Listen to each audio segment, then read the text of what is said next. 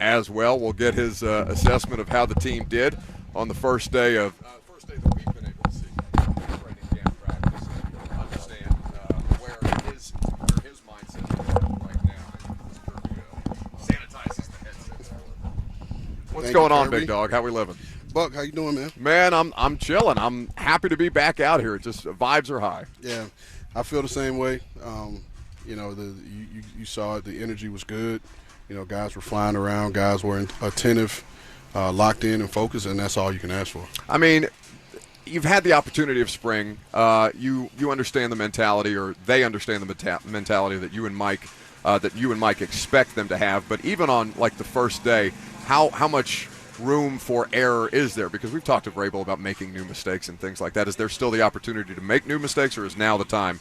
All right, you're here. You're competing for a roster spot. It's 100% full go all the time. Oh yeah, I mean, because it's like anything else. Guys are going to make mistakes, and I know our coaching staff they do a really good job of, once those players make those mistakes, coaching them up. Getting them ready for the next snap and then making the adjustment and the change. And our guys have been good about, limiting the amount of the same mistakes. And, that's a testament to Mike and his staff, man. They really, drill these guys and spend a lot of good quality time. As much as we do physically, on the field and in the weight room, we have as equal, mental, in the way Mike structured his meetings and the time the guys get. So I'm very confident in our team and the guys' ability to learn and retain information. Well, and that's that. I mean, there will be time for reflection, obviously, now where you're just getting ready to start a new season, in essence. But the job that you and your staff, and you brought up the entirety of the staff this morning to thank them for all the work that they've done in putting this year's team together so far, and obviously that work will continue through training camp and, of course, during the regular season as well. But for the work that you guys have been able to do, how would you describe the current team that practiced in front of us today to the audience? I mean, it's a team full of guys with something to prove. Whether it's the Arden Keys and Luke Giffords and Aziz's, guys who haven't had the full opportunity to be a full-time starter, that want to prove to not only our fan base but the rest of the league that they are NFL starters. Or you got guys like Derek and KB and Ryan, who people feel like are on the other side of their career, and there have been those three guys have been the hot topics of the offseason, and so they want to shut some people up too, and prove that they're still viable NFL players. So we got a team full of guys with something to prove. Titans General Manager Ran Carthon's hanging out here with us at Titans training camp. First practice that we've been able to come out here and watch has just concluded on the day. All right, so why Pretty Boy? Why for Sean Murphy Bunting? Nah, it's just a little inside joke with us, and you probably could go back to when we first agreed to terms with him and we were bringing him in to sign. The way he jumps out, make sure his hair is neatly braided, all the time. He's got a fresh, outfit, and I consider him a member of the shoe police. Shoe police. Yeah, he's gonna check your shoes, see what your shoe game is looking like. Damn, I'm glad mine are under the table. And so, it's just another little way for me to rib at him and get him going. So I always have, and Aziz could probably tell you, I always have my shots that I could take with guys just to get under their skin and get them going a little bit. Nah, but he's coming after your swag. Hey man, that's what I'm an old guy, right? So he thinks that bothers me. So I'm gonna let him believe that, But I was joking with him in between one of the periods, and I was calling him a little pretty boy. He was like, "Hey man, you can't call me that." Not out on the practice. And I was field. like, "No, serious. You are a pretty boy, and until you prove otherwise, you're a little pretty boy." So he shouldn't have told me that gets under his skin. So I'm gonna get at him a little bit. There it is. With where things are, I mean, you mentioned you're an old guy. You're not that old.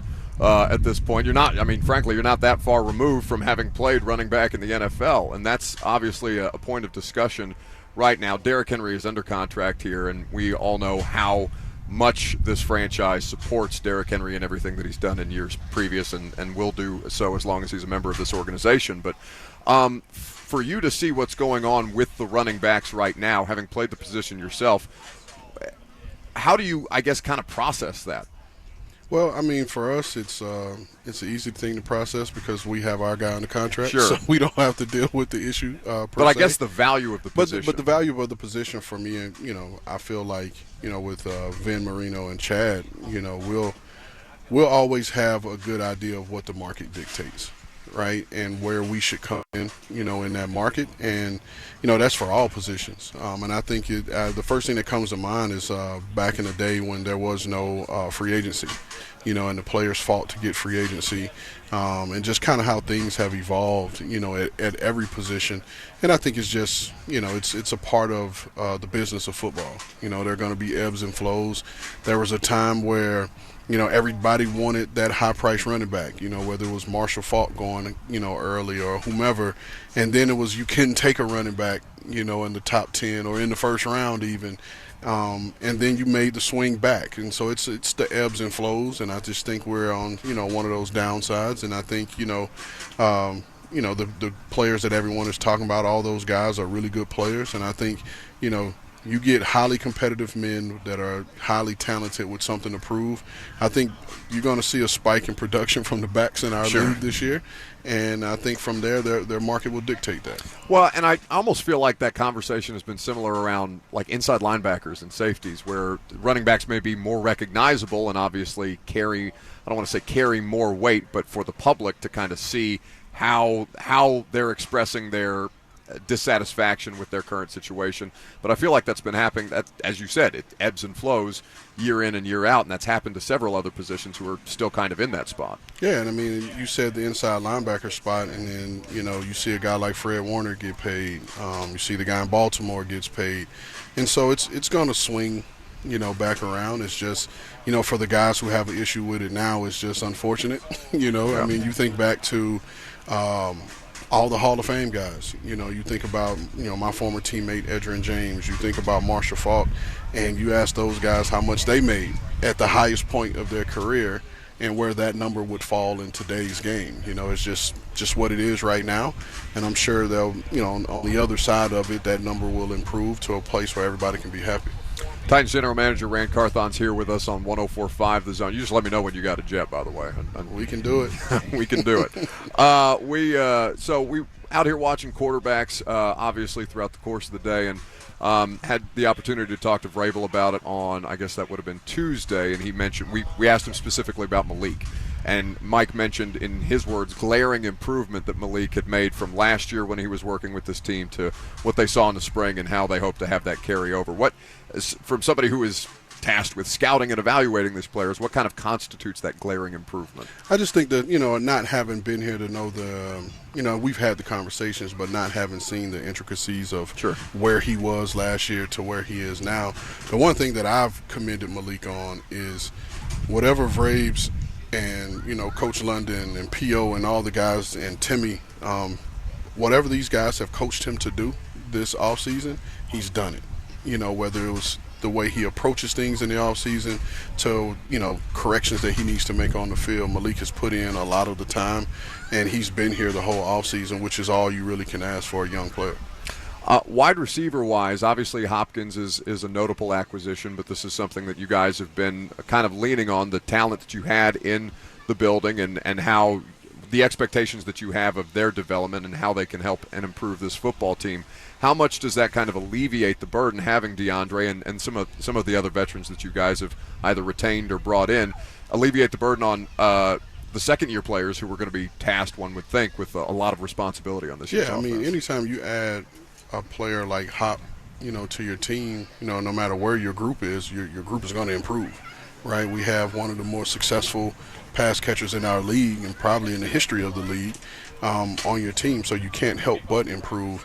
And like you said, I mean, it's going to help with Traylon's maturation. It's going to help with Kyle. And then you look at, some of our young guys, Colton Dow, that's coming up. And, Chris Moore has had a really good offseason.